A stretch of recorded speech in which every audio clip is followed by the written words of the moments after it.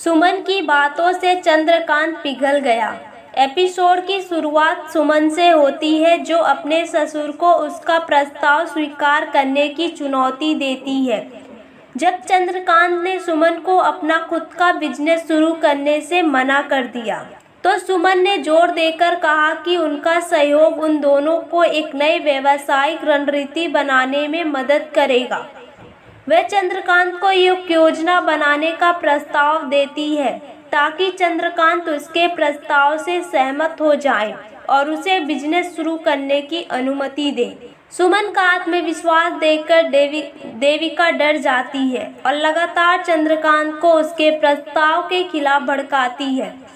सुमन एक कैंची ले आती है और चंद्रकांत को अपनी दुकान का उद्घाटन करने के लिए कहती है। चंद्रकांत सुमन की बातों से पिघल जाता है और प्रस्ताव से सहमत हो जाता है। देविका ऐसा नहीं होने देगी, इसे रोकने के लिए कोई ना कोई साजिश जरूर करेगी।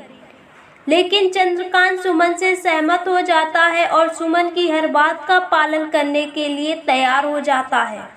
चंद्रकांत में आए बदलाव देखकर देविका पूरी तरह हैरान हो जाती है। सुमन और तीर्थ उसे अपने हाथों से दुकान का उद्घाटन करने के लिए स्वागत करते हैं। चंद्रकांत में आए बदलाव को देखकर सुमन का परिवार भी हैरान हो जाता है। सुमन अपने पति को हर परिस्थिति में उसका साथ देने के लिए धन्यवाद देती है।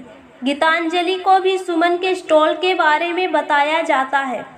इसे सुनकर गीतांजलि अचंभित हो जाती है। थोड़ी देर बाद चंद्रकांत को सुमन के साथ सहयोग का परिणाम पता चलता है। अधिकांश ग्राहक चंद्रकांत की दुकान से खाद्य पदार्थ खरीदने आते हैं। सुमन घोषणा करती है कि बाजार में दुकान उसकी मौसी मालिनी चलाएंगी। देविका अब उसकी प्रगति बर्दाश्त नहीं कर सकती है। आश्चर्यजनक रूप से चंद्रकांत सहमत हो जाता है और सुमन को बाजार में एक स्टॉल लगाने की अनुमति देता है ताकि उनकी प्रसिद्धि फैल सके।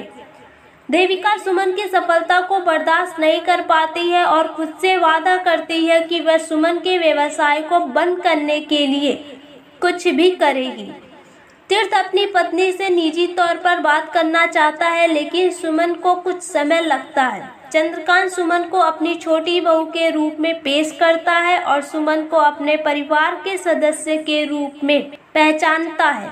देविका सुमन की शुभचिंतक ग्राहक बनने का दिखावा करती है और चाट की एक प्लेट मांगती है, जिसमें वह सुमन से मिर्च पाउडर मिलाने के लिए कहती है।